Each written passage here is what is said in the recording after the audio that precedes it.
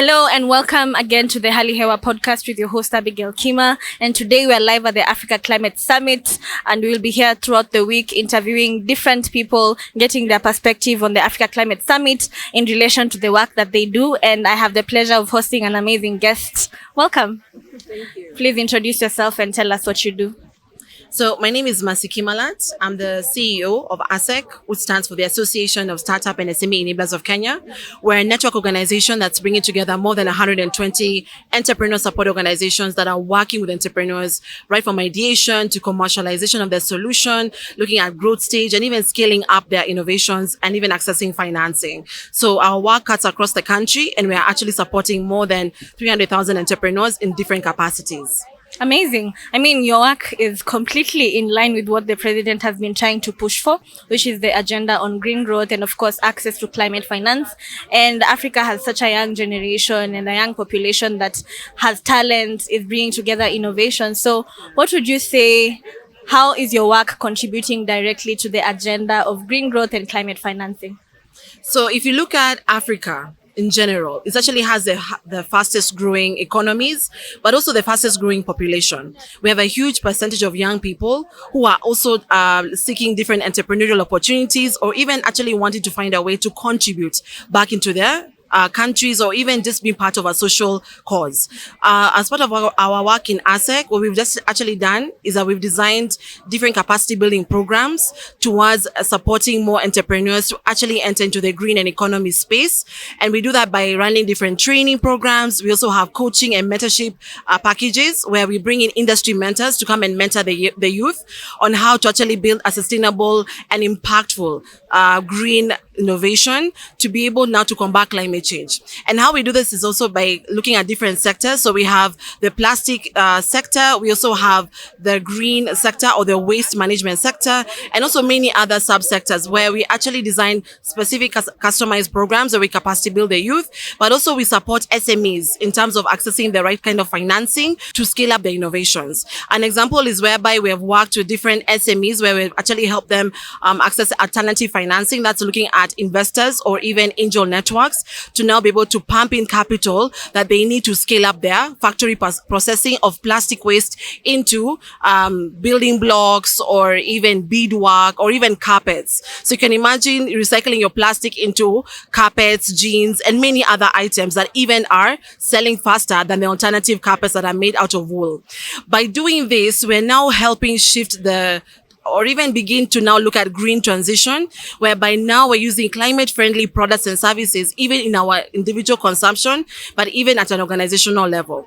Alongside this, apart from supporting entrepreneurs to build green and sustainable business models, we're now looking also at the advocacy piece. Remember, these entrepreneurs are operating within a business environment, and there's need now for lobbying, more specifically with government agencies or development partners, to develop the right enabling environment for these SMEs and startups to really thrive. So what we do is that we've partnered directly with the Ministry of Trade Investments and also the Ministry of Youth with the Kenya Innovation Agency to now be able to look into how can we design friendly policies that can now enable these startups and SMEs to thrive. At the same time, looking at reducing the cost of compliance so that even if I'm operating as a green business, are there tax incentives that I can actually receive from Kenya Revenue Authority because I'm actually driving the green agenda, which, by the way, also is a global challenge that we are all trying to tackle and address.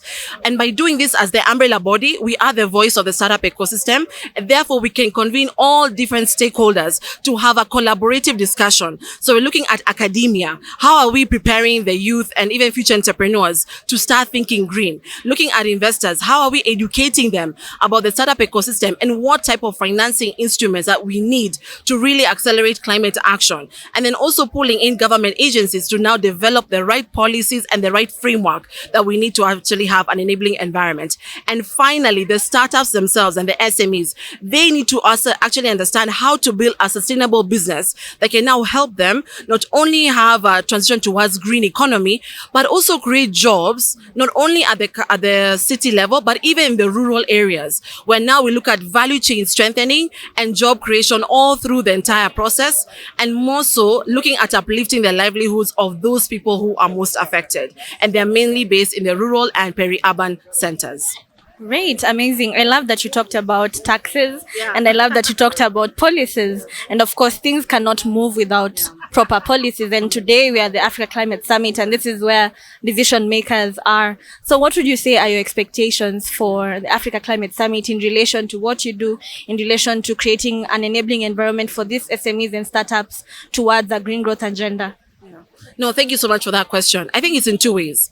One is I'm sitting at the right table with the decision makers, with the policy makers, and also with the financial institutions to now discuss actual concrete steps in towards unlocking the potential for this sector. The second thing that we're trying to do also as well is form partnerships. As you know, there's another SDG called SDG 17, which is on partnerships. For us to accelerate this agenda, we need strong partnerships. So ASEC is here to form partnerships. We're not only with Kenyan organizations, but we're looking at a Pan-African. We have over 23 heads of state in this country, meaning we have half of the African continent represented here. So forming those Pan-African partnerships to really help and to foster collaboration, because also for us, we're very keen on ensuring that we also have access to different African markets to ensure sustainability of our actions do not only end up in Kenya, but also scale across Africa. So those are the two things that I'm looking forward. Great, thank you. And as we finalize, how can we find you? You can find us on our website, so www.asec.ke, and ASEC is spelled as ASSEK.ke. Also on social media, you can find us at ASEC News. If you were trying to search on Google, you can always search for the Association of Startup and SME Enablers of Kenya. You can always find us. But also, if you're looking at LinkedIn, you can connect with me directly. My name is Kimalat. I'm the CEO of ASEC. Thank you so much. Thank you. That was brilliant.